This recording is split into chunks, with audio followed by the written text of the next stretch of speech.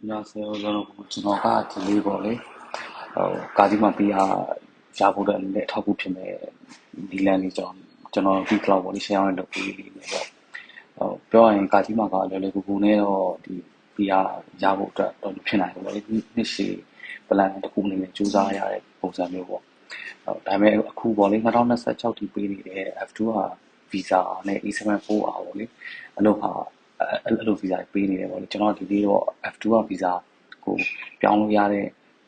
ပေါ့လေ F2 က visa ကိုပြောင်းချင်တယ်ဆိုလို့ရှိရင်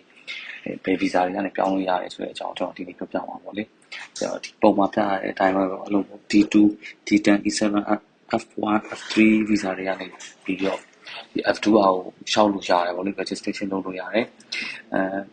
တကယ်လို့ပေါ့တော့ F2 က visa ရဲ့သဘောတရားတော့ဒီ Giro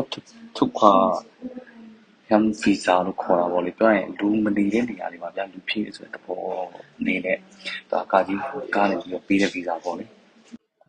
ကျွန်တော်တို့ပေါ့လေ F2 ကိုပြောင်းဖို့စိတ်ဝင်စားတဲ့အခုရှိရသလိုချင်းကျွန်တော်တို့ပုံစံရေးပေးတာလည်းဖြစ်